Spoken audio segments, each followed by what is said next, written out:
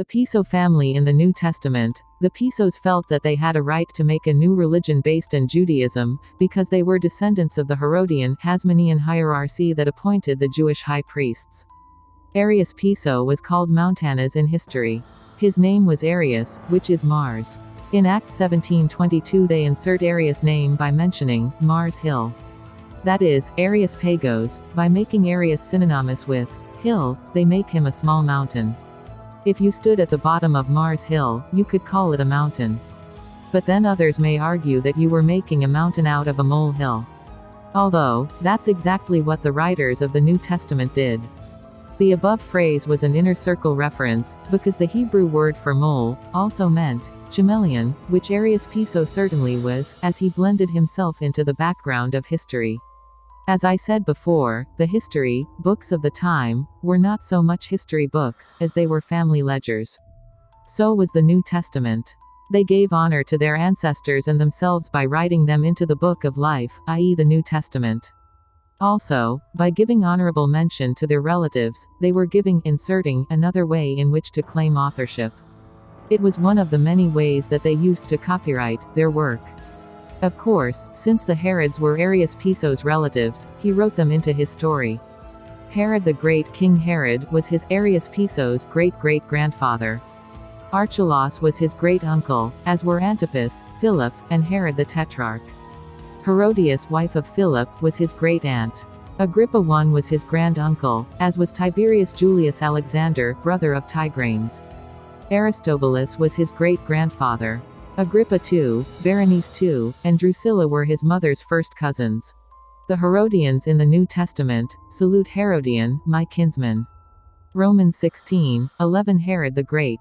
Matthew 2:1-22 Luke 1:5 Archelaus. Matthew 2:22 Antipas. Matthew 14:1-10 Mark 6:14-28 Luke 3:1-19 Luke 8:3 Luke 9:7-9 Luke 13:31 Luke 23:7-15 Philip. Luke 3:1 Herod Philip. Matthew 14:3-11 Mark 6:17-28 Luke 3:19 Herodias. Matthew 14:3-11 Mark 6:17-28 Luke 3:19 Salome. Matthew 14:6-11 Mark 6:22-28 Herod Agrippa I. Acts 12 Agrippa II. Acts 25:13-27, 26 Berenice. Acts 25:13-27, 26 Drusilla. Acts 24:24 Aristobulus. Romans 16:10 Tiberius Julius Alexander. Acts 4:6. Other ancestors and relatives in the New Testament Arsinoe. By using the word Arsinoe, they honor phonetically Arsinoe, Cleopatra's sister, in 1 Corinthians 6:9, and 1 Timothy 1:10 Ptolemy Auletes. The 11th Ptolemy and father of Cleopatra, is honored in Matthew 4:23, and Revelation 18:22, by using his name Auletes.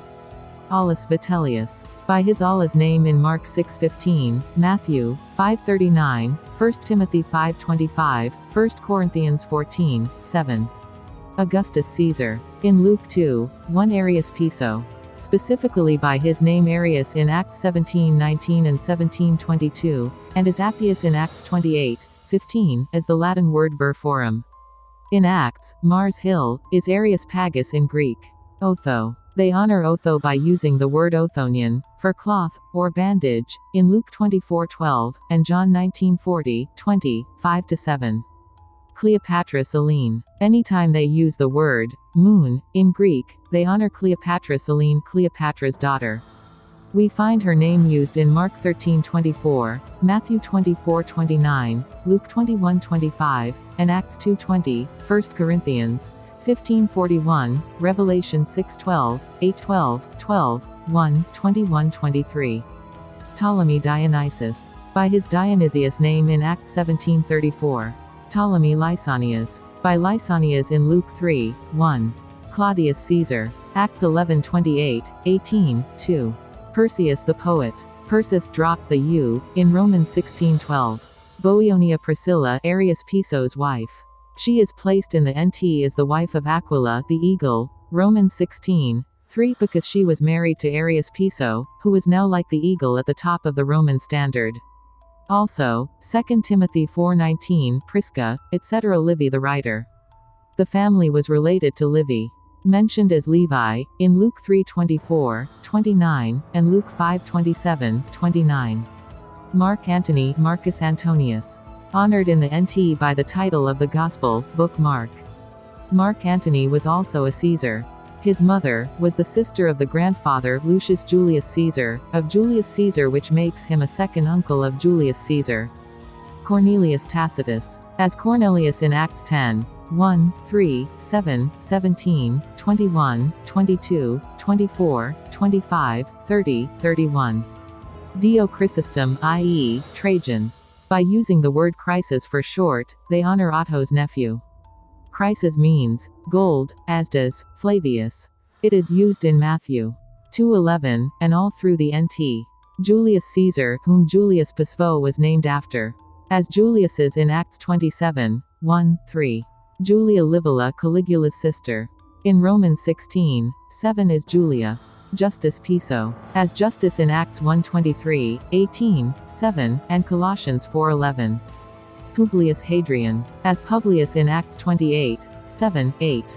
Antiochus Soter, ancestor of Arrius Piso. Soter means savior, and is why Arrius Piso can also be a savior. Whenever they mention Antioch, they allude to their ancestors of the Antiochian dynasty, because Antioch was founded by Seleucus Nicator, who named it after his father, Antiochus. Jason, their ancestor. In Acts 17, 5, 6, 7, 9, and Romans 16:21. Rufus Corelius, first husband of Claudia Phoebe Pompeia Plotina. As Rufus, in Mark 15:21 and Romans 16:13. Aeneas Gallio, Seneca's brother.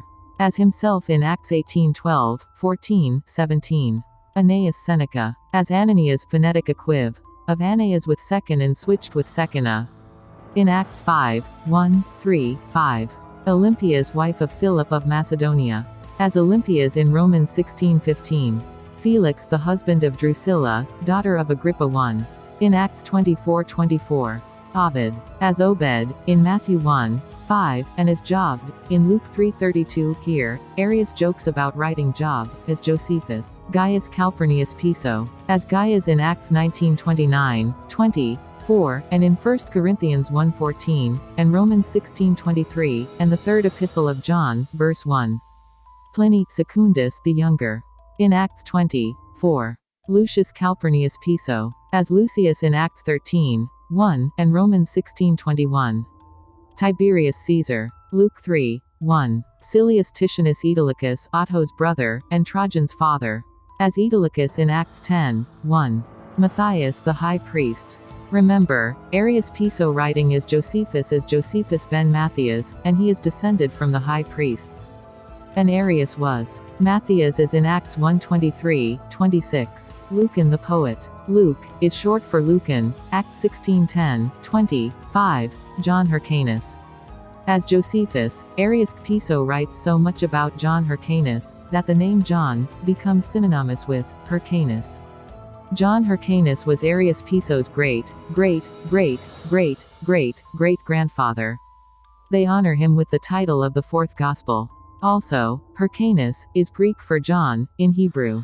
Nero. They allude to their relative both through the Julian Caesars and the Domiti Ahenobarbi when they speak of parricide, because supposedly, Nero killed his mother in 1 Timothy 1, 9. And, also in 2 Timothy 4:22 by name. Antigona's one eye, alluded to in Matthew 18, 9, and Mark 9:47. Actually, they allude loosely to all of their relatives that had one eye. It might have even been a title, like the Lion, or the Great, including Petronianus One Eye, Petronius Arbiter's brother. Antigona's one eye was the brother of Alexander the Great. T. Flavius Clemens. Clemens is spelled out in Greek, by running words together in John 15, 2, 4, 5, 6. And Philippians 4, 3. Philip of Macedonia, who was a Greek, had a son named Logos, whose son was the first Ptolemy. The great-great-grandson of the first Ptolemy married Cleopatra I, who was an Antiochian. Their great-great-granddaughter was Cleopatra VII. The Cleopatra that we associate with Julius Caesar. Her sister, Arsinoe, had a son who married Alexandra Regent, who was a Hasmonean, i.e., Maccabee. Their daughter was Mariam I, who married King Herod. King Herod was an Immuden. The Immudens came from a branch of the Maccabees that sprang from Eleazar Orin through his son Jason. And from King Herod, of course, sprang the Herodians. King Herod's granddaughter Mariam, Arria the Elder, married Vespasian's Bridge other, T. Flavius Sabinus II, a Flavian. Her daughter was Mariam Arria the Younger, who married Gaius Piso, and when he died, Lucius Piso, both Caesars. The son of Gaius Piso and Mariam Arria the Younger was Arrius Piso, aka Flavius Josephus. As you can see, he was already a Flavian. Where the Pisos make inside jokes in the New Testament, Martial Marcellus, who was a relative of the Pisos, jokingly points to the kind of double talk that was used in the writing of the New Testament. The golden hair that Galla wears is hers, who would have thought it? She swears 'tis hers, and true she speaks, for I know where she bought it. The writers of the New Testament were busy writing in their own kind of wit. I found an altar with this inscription: to the unknown God whom ye ignorantly worship, it is him that I declare unto you. Acts 17:23. And indeed in the times of ignorance God, Caesar, winked. Acts 17:30. Only when one knows that the New Testament is a mass of mixed things written by the various Piso family members is one able to make out the many inside jokes placed in the NT by that very same family. If the first fruit is holly, the lump is also holly. Romans 11:16. Since these writers of the New Testament were descendants of the deliverers of the first fruit, Judaism, they felt that they had the right to make a new religion if they felt like it. In this joke, Proculus Piso refers to the New Testament as the lump parama, lump, a mass of mixed things, and upon this rock Peter, I shall build my church. Matthew 16:18. Rock is Petros, Peter. In the next verse Jesus, Arrius Piso, gives the keys to heaven to Saint Peter. Pliny the Younger helped Arrius Piso write Luke and Acts. However, because these people were not holy men or religious but rather belligerent braggarts, they ridicule the Jewish rabbis of the day in these books and make inside jokes. Many of what are called inconsistencies are actually inside jokes. Matthew 1:17 states that there are 42 generations, but lists only 41. See Piso numbers 41 and 42. The tree of life in the Hebrew Aramaic Genesis becomes the book of life in the anti-Semitic NT books of Revelations 22:19 and Philippians 4:3. Jesus shall save. And now shall call his name Jesus, because he shall save people from their sins. The New Testament was originally written in Greek, except for the Logia. This pun is aimed at the Jews because Jesus in Hebrew is Joshua, Yosha, here, which means shall save. So Matthew 1:21 reads, and thou shalt call his name shall save, because he shall save people from their sins. Jesus being the son of Joseph. Because he was the fictional son of Arrius Piso is Josephus. Various spellings of Joseph and Josephus make them identical. Arrius Piso and his son Justus wrote chapters 1-15 of Acts, and Justus Justin Martyr wrote chapters 16 and 17, and Pliny the Younger went on to help Justus write chapters 18-28 of Acts of the Apostles. In Luke 3:26, Joseph is spelled Josek. Attempts have been made to explain this away as a copist's error. These people who were writing the Gospels pretended to be backward Galilean disciples, playing their part to the hilt. In their roles as backward disciples they couldn't be too fluent in Greek, they had to misspell things at times. And in so doing, they made use of those misspellings. This one combined the first half of the name Josephus with the acrostic initial for Christ. Meaning of course, Josephus is Christ. Cretans are always liars. Titus 1:12. Pliny playing Paul quotes Epimenides the Cretan, he is a Cretan, calling Cretans liars. I.e., himself. Cretan is another way of saying a Greek, and as we know the family was descended from Greeks, Philip of Macedonia and the Ptolemies. Matthew 1:9-11. Gold, frankincense and myrrh. Magi came from the east, bringing gifts of gold, frankincense and myrrh at the birth of Socrates in 469 BCE. Arrius Piso wanted it known that he was not less than Socrates. Guess who also makes note of this?